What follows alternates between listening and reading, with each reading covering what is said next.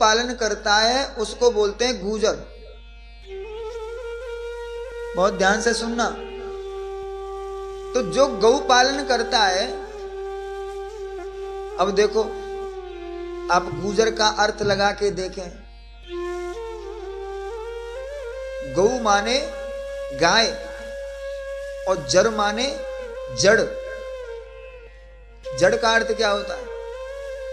हमारे यहां कहावत है, यदि जड़ है वही नर है, नहीं तो व्यक्ति बेपर है। सुनिए आपने,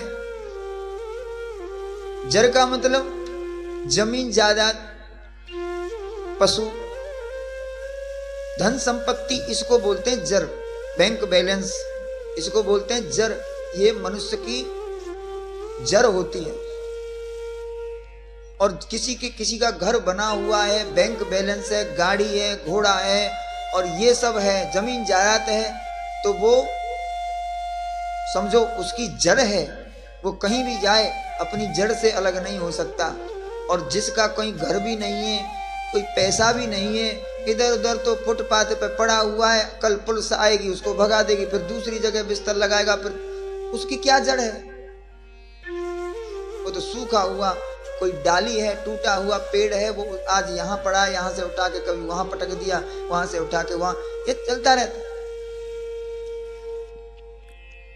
तो गाय भी एक धन है, गौ धन।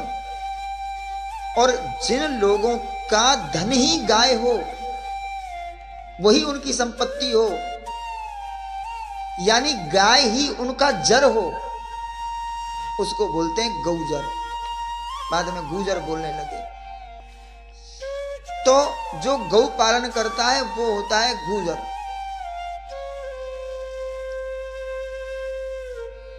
आप कहेंगे कि गूजर, जब गाय पालने वाला ही गूजर है तो फिर गाय तो ब्राह्मण भी पालते हैं, क्षत्रिय भी पालते हैं और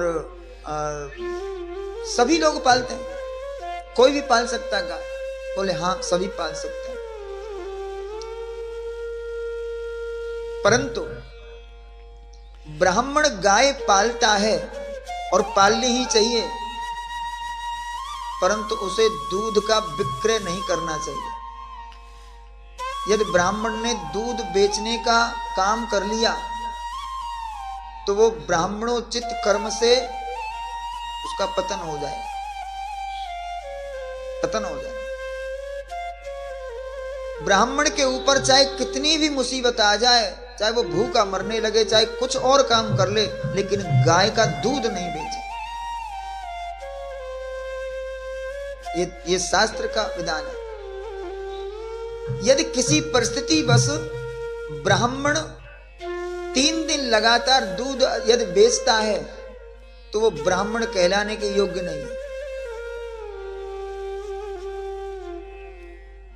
इसलिए जो दूध का काम करते हैं ये वैश्यों की श्रेणी में आते हैं। गूजर आदि ये सब वैश्यों की श्रेणी में आते हैं।